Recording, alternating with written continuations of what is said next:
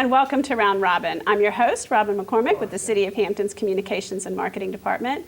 And today we're going to offer you another option for summer activities for kids. This is at the Air and Space Center. My guests are Megan Steele and Jeremy Stuart. Welcome. Thanks for having us. Thank you. So you guys have summer camp options that make science cool, right?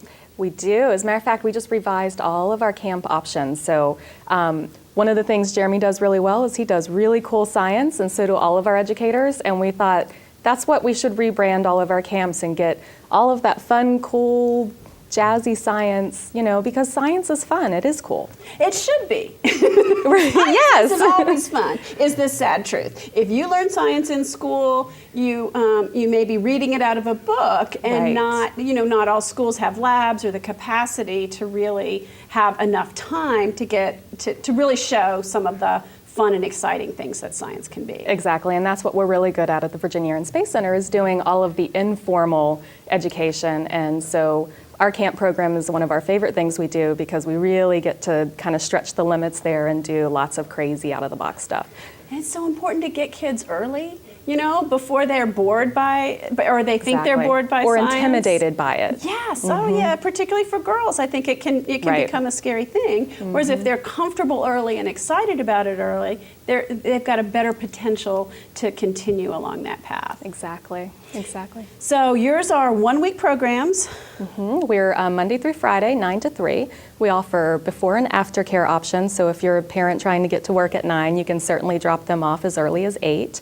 And we also offer a lunch option. So you want to worry about packing lunch, we can put together lunch out of our Cosmic Cafe. It can be hard for parents, you know. You think the summer's easy and kids think it's easy because they're off, but it's just as hard for parents and sometimes harder because instead of the school, you have to kind of patch together what are my kids' interests, how can I find different things to keep them And that's the other great thing about our program is that we do a little bit of everything. So we have robotics, which is one of your specialties. Yes, we're actually introducing a new robotic field this summer. We've been using Mindstorms for many, many years. And this year, so talk slower. And tell me what Mindstorm is, a Lego type product, right? It's a Lego product. Yeah. It's normally introduced to your higher level of elementary school, like 4th and 5th grade, and we use it in middle school normally.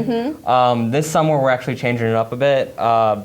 We just introduced 2 new systems, and the one is called Pickaxe. It's similar to Mindstorms, but the kids actually get to put their own, they actually get to wire up and solder together the actual parts. Oh, that's good, because Mindstorm's kind of prefab a little bit. Okay. And they get to put the chips on there. They get to put together every single part of this thing. At what age? That's only middle school. We're going to be doing that in middle school. And they're also using the same system that ODU's research system uses.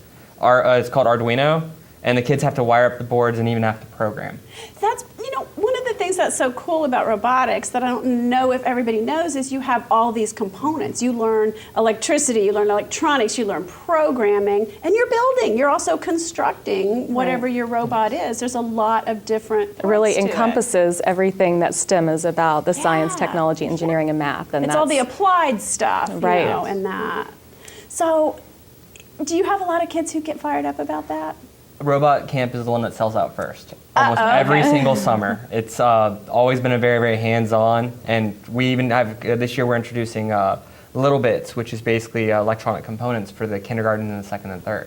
So that was the other thing, is your camps really start with a lot of the younger kids. You can be in kindergarten and go to a science camp. Rising kindergarten, so you can be going into kindergarten the next year, and you're allowed to come. As long as you're about to go into kindergarten, you're welcome. And it's about building that foundation and getting them excited about the science. And the Little Bits, that's a new technology that has just come out, and it was featured at TEDx and has really taken off. And it's adorable. My son's 3, and I'm getting them for him because it just is giving him the idea of how the circuits work. There's so many different projects you can do with it.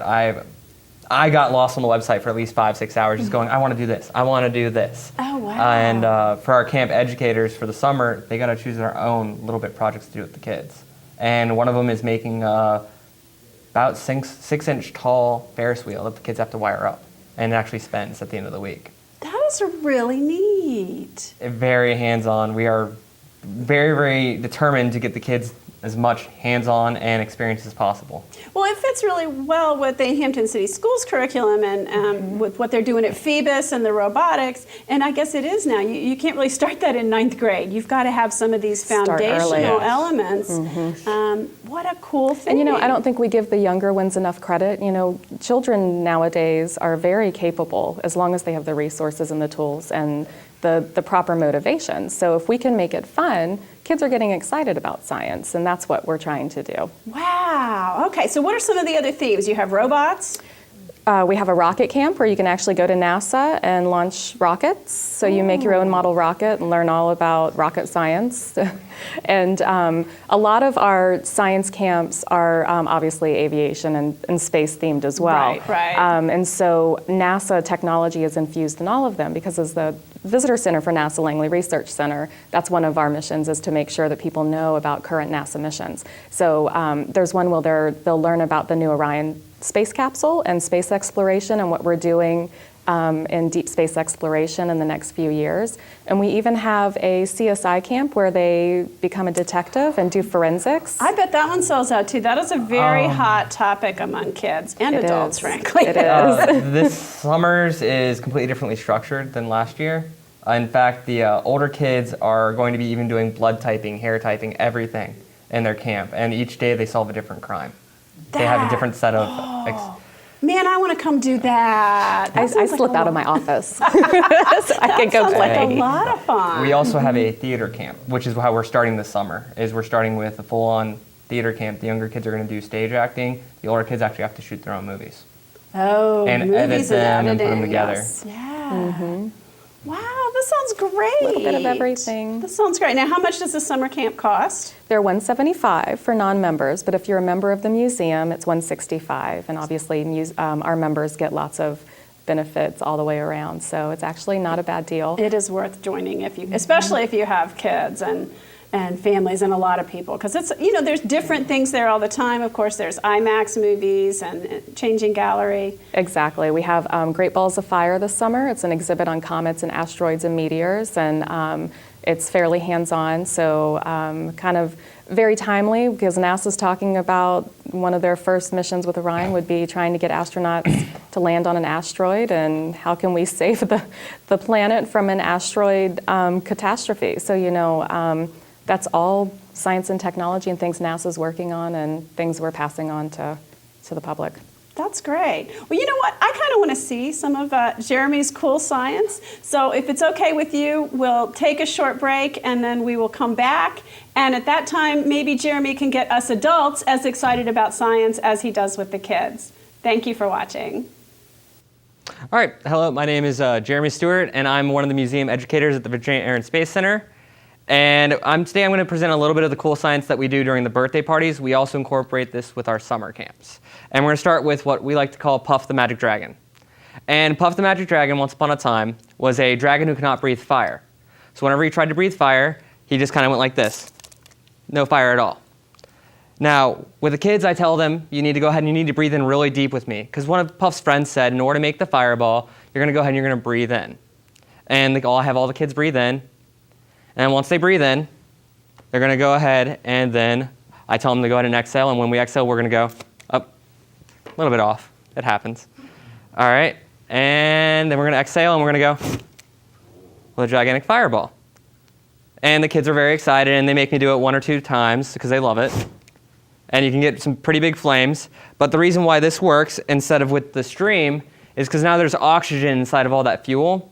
So that's why we tell the kids to go ahead and breathe in, is because with the oxygen added onto the fuel, you have a bigger fireball instead of just fuel. Okay, we weren't rolling on this, right? All right. Now, from this, we're going to go ahead and the next thing I'm going to talk about is I'm going to talk about fuel prices, because with the parents, this is important because gas prices and all.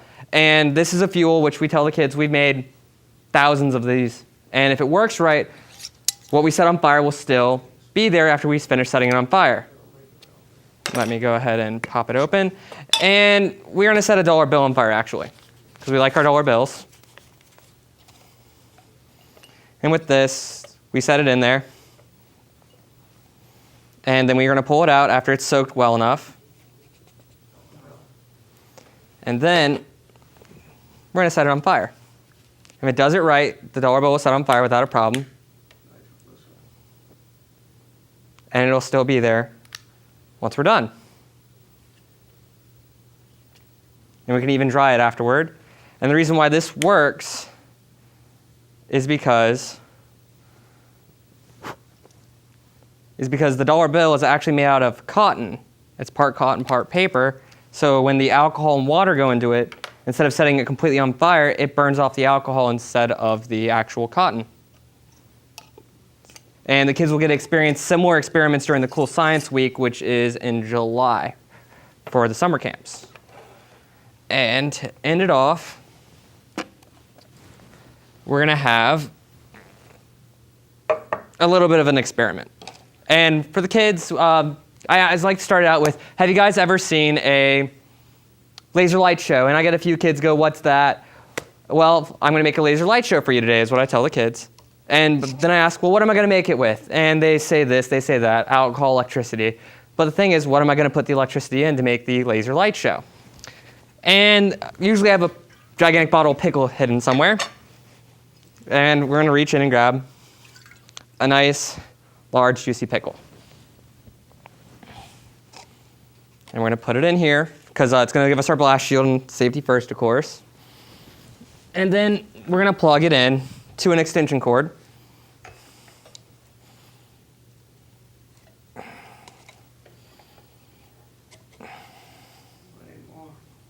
All right. And then we're going to go ahead and plug it in. It takes a while to kick in. And it sends electricity through the pickle. The pickle's now carrying the electricity between the 2 points. And what this does is it's going to light the vinegar up, and eventually it starts smoking, and wherever the smoke comes from first, you'll have a bit of a light up. And that light up is going to be the electricity jumping back and forth. And during the birthday parties, I tell the parents, I'm going to do the demo first, because this thing is creating so much smoke from frying the pickle, but at the same time, it's lighting up the pickle. And it's lighting up the pickle fairly nicely. And the reason why this works is because the vinegar inside is actually a conduit for the electricity, creating the electricity to light up the areas where the vinegar is and where the electricity is actually escaping the pickle. And at a point, it just kind of stinks, so we're going to go ahead and unplug it. And then to show the kids that it's perfectly fine, that the pickle's not been injured, I pick it up, and I go, would you guys eat this pickle? The answer is no, but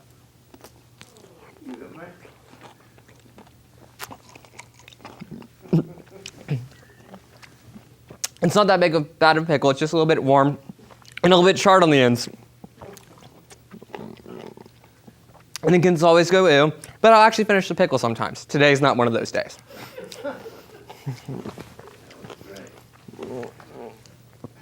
And that's all.